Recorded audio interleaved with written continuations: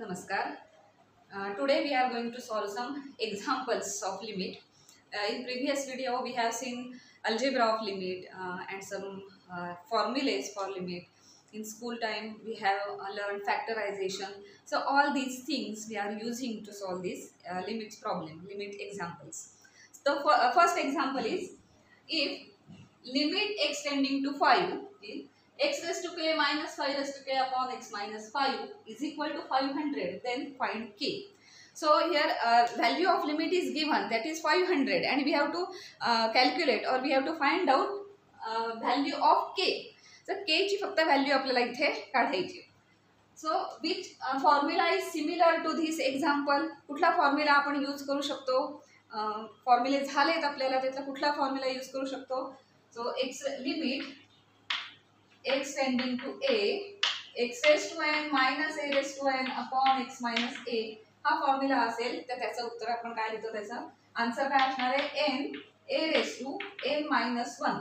So this example is similar to this formula. So this formula can be used in this example, but here answer is given. So 500, this is answer of this limit.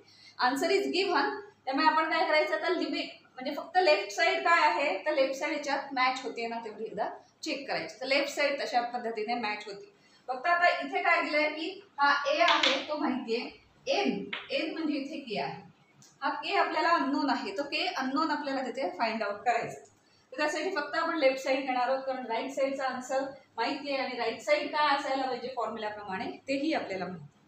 So left side फक्त आपण consider करणार आहोत.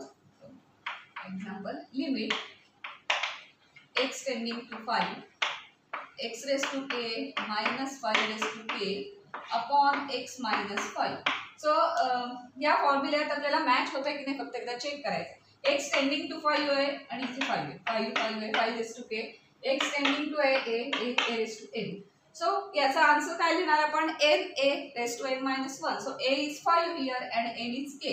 So answer of this LHS must be n means k, a means 5 base, 5 raised to n minus 1 means raised to k minus 1.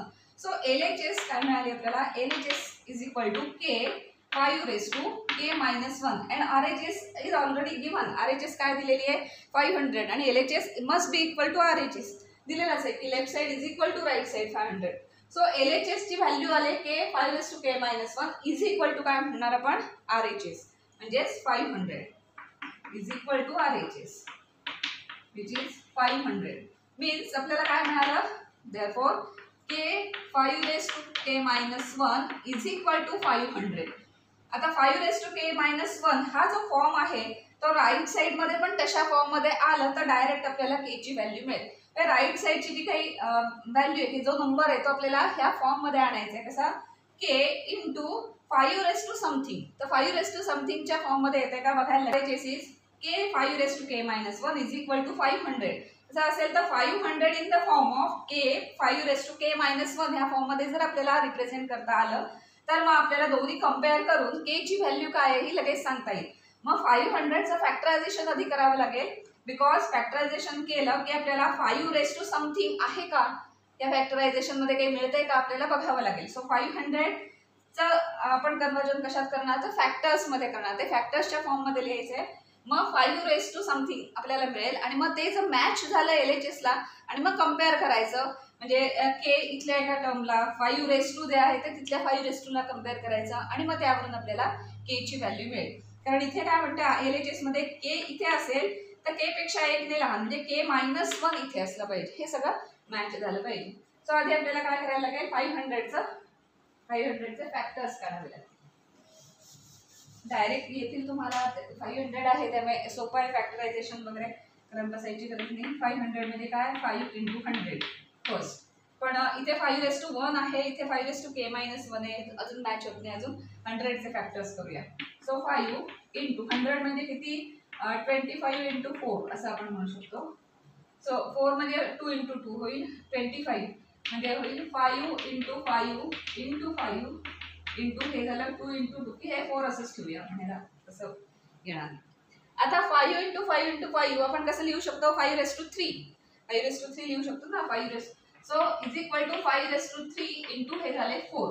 आता आपण थोडंसं adjustment फक्त लिहिताना मागे पुढे लिहूया. म्हणजे काय होणार 4 5^3 4 इंटू साईन लिहा नाही तर ते 45 दिसेल. 4 इंटू 5^3. आता LHS काय आहे के 5^k-1. RHS होती 500 त्याचा आपण लिहिलं 4 इंटू 5^3. आता हे के आणि k-1 इथे मॅच होतंय का बघा. इथे 4 असेल तर 4 - 1 3 हे इथे 3 आहे म्हणजे इथला के आणि इथला k-1 मॅच होतं. इथे 5 बेस आहे इथे पण 5 बेस आहे. So k into 5^k-1 is equal to किती मिळालं 4 इंटू 5^3. त्यामुळे हे ह्याला मॅच झालं हे ह्याला मॅच झालं हे ह्याला मॅच झालं. ह्याचा अर्थ काय असणार आहे k इज इक्वल टू काय असलं पाहिजे 4 असलं पाहिजे. कंपेअरिंग LHS अँड RHS असं लास्टला एक वाक्य लिहायचं. Comparing LHS and RHS we will get k is equal to 4. k is equal to 4 हे आपण डायरेक्ट का म्हणू शकतो कारण k इज इक्वल टू 4 हा 4 इथे ठेवला तर इथे 3 येत आहे आणि 5^3 आणि इज इक्वल टू RHS येते.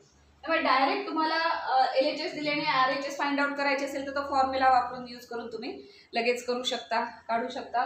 काही वेळेला असं देतात LHS RHS दिले आणि मग एखादी टर्म कुठली तरी फाइंड आउट करायची. तर अशा पद्धतीने आधीचे काही फॉर्म्युले फॅक्टरायझेशन वगैरे यूज करून आपण लिमिटचे एक्झाम्पल्स सॉल्व्ह करायचे असतात.